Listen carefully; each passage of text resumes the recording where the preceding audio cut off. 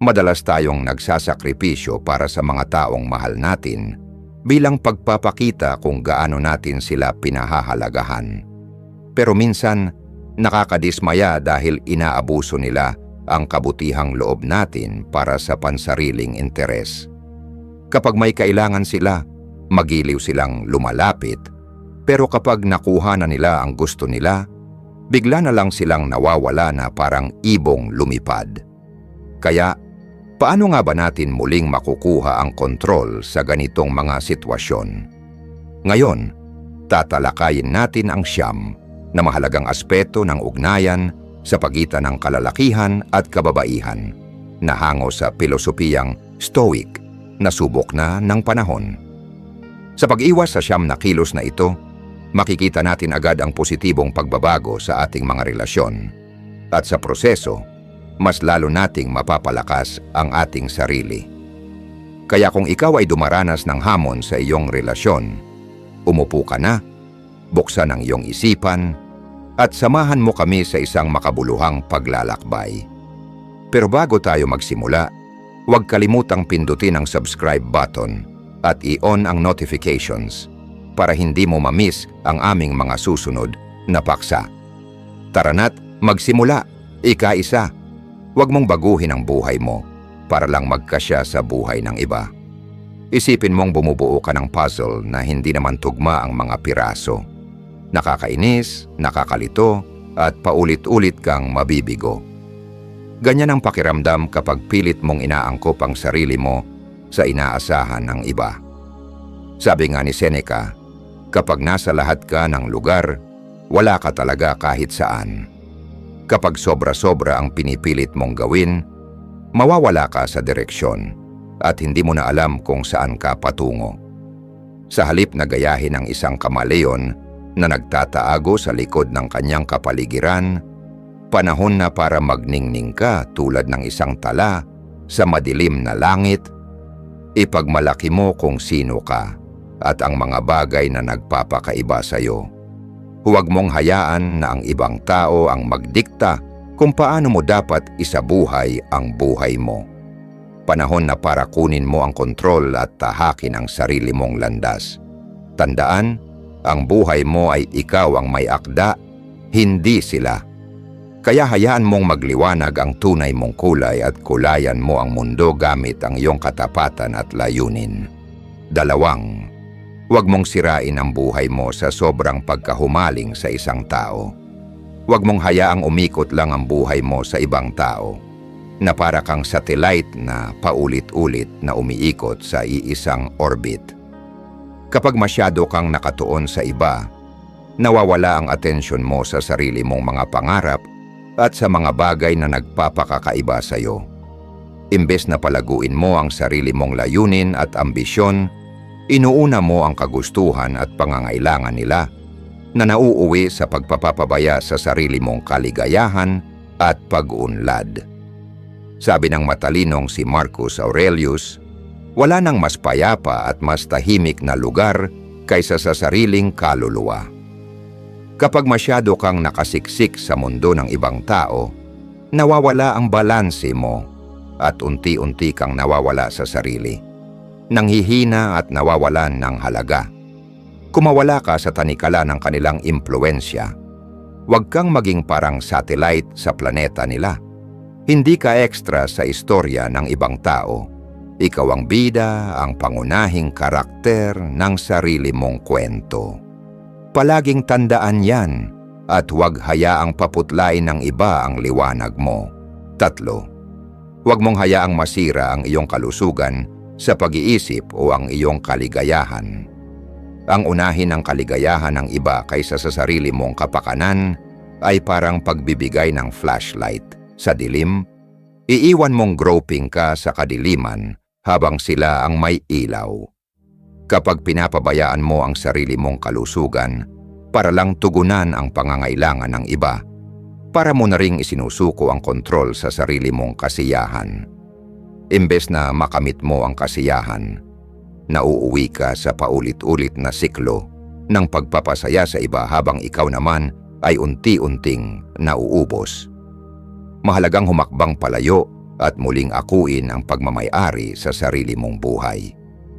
Ang kalusugan sa pag-iisip at ang iyong kaligayahan ay mga kayamanang hindi dapat isuko o ipagpalit kaninuman.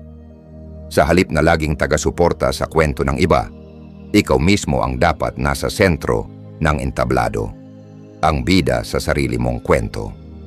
Protektahan mo ang kapayapaan at kasiyahan mo ng buong tapang.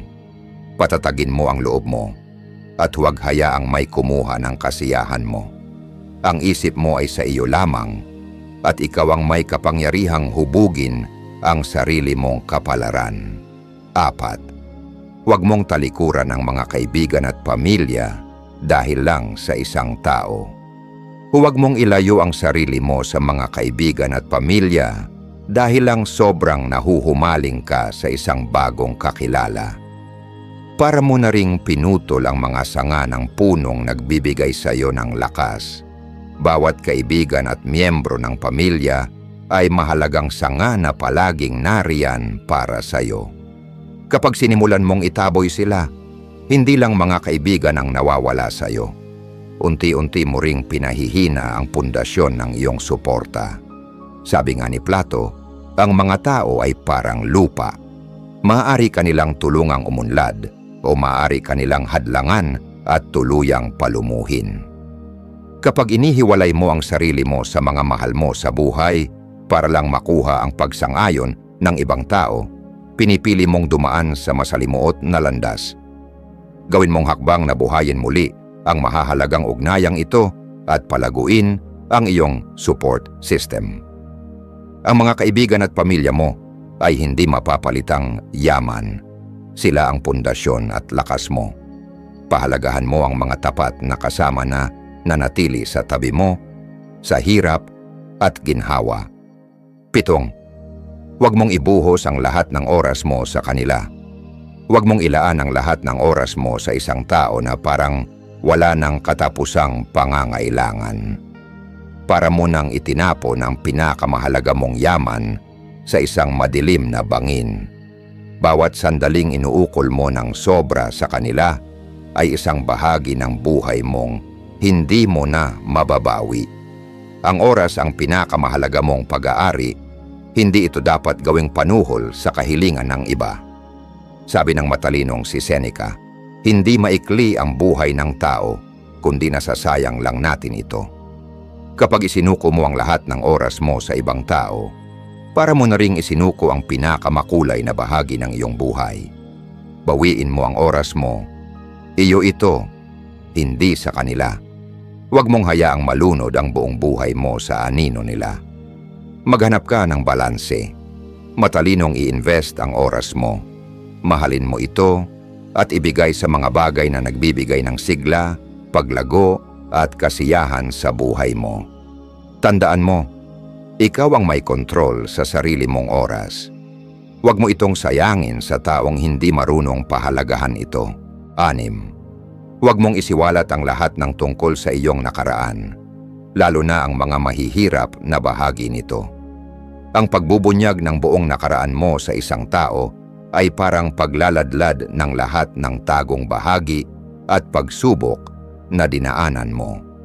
Ang iyong nakaraan, lalo na ang mga masakit at mabibigat, ay isang pribado at personal na kwento. Isa itong tala ng mga karanasang nagturo sa iyo kung paano makatawid sa unos. Hindi ito para ibahagi ng basta-basta, lalo na kung ang layunin ng iba ay husgahan ka o magsaya sa kahinaan mo.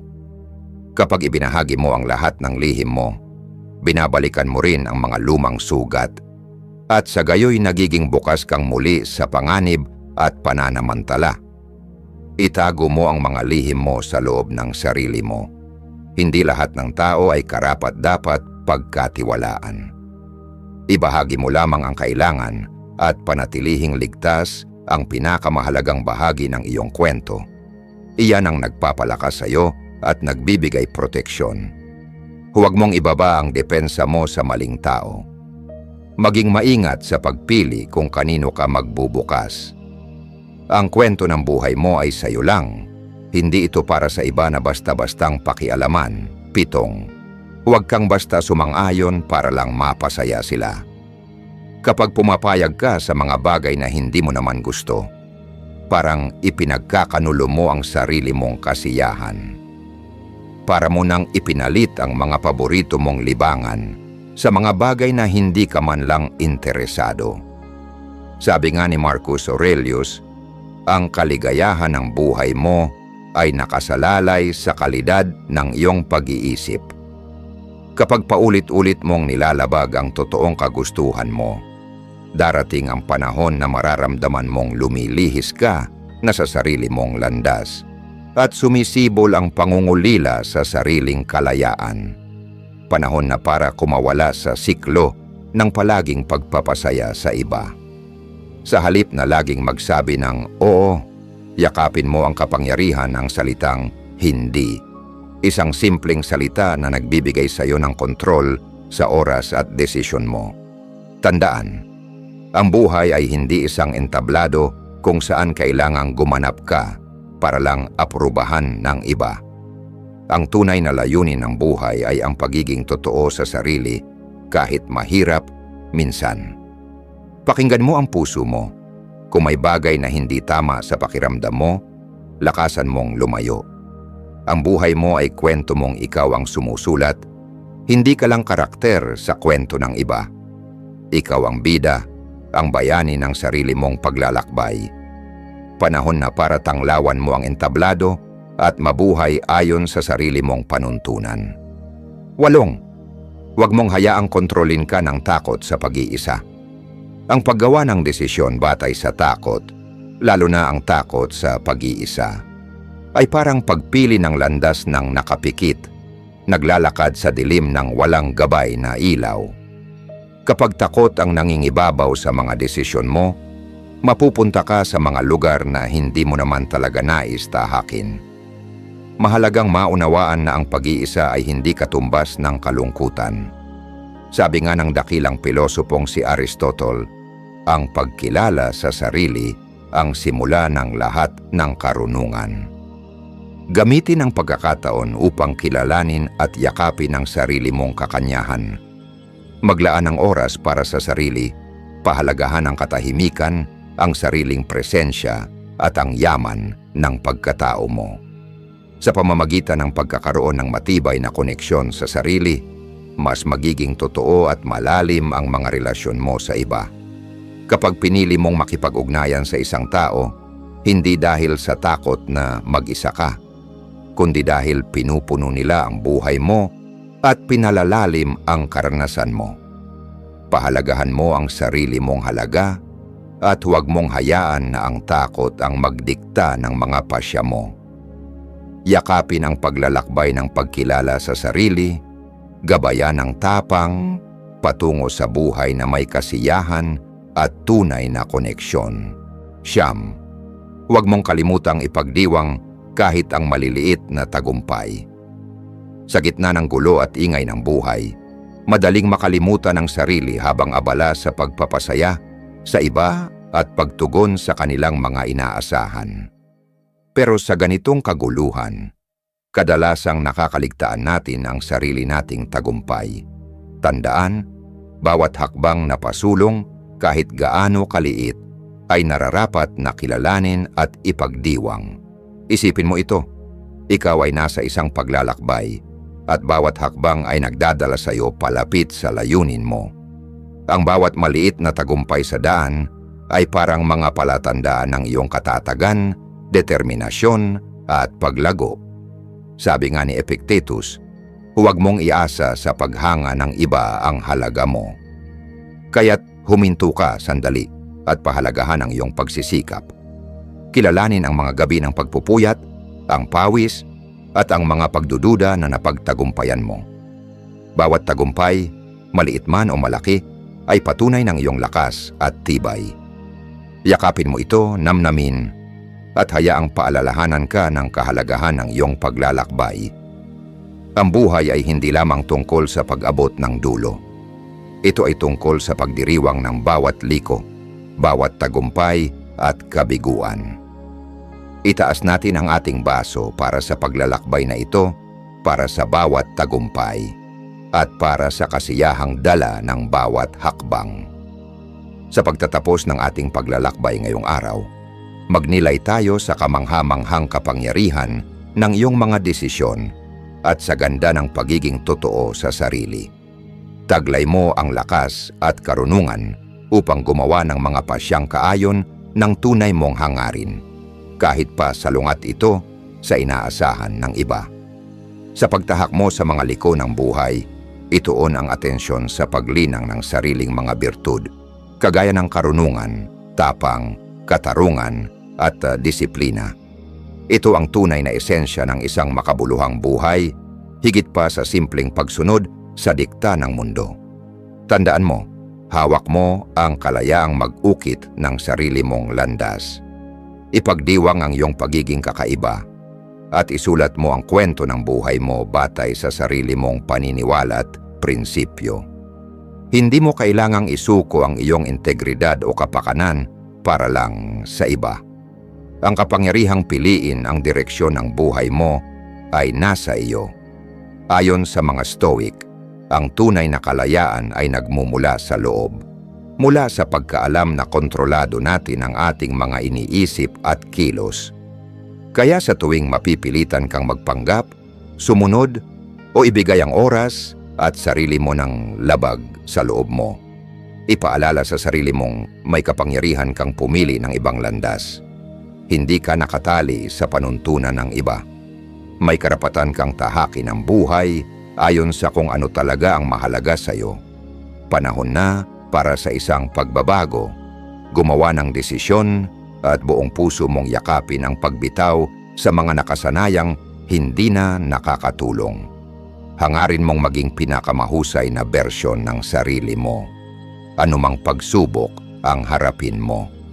Kung nakarelate ka sa naging talakayan natin ngayon, inaanyayahan kitang ipakita ang iyong suporta sa pamamagitan ng pag-like ng video na ito, pag-subscribe sa aming channel para sa mas marami pang makabuluhang nilalaman, at pagsali sa usapan sa comments section. Sama-sama nating linangin ang isang komunidad na nakatuon sa malalim na pagninilay at personal na pag-uunlad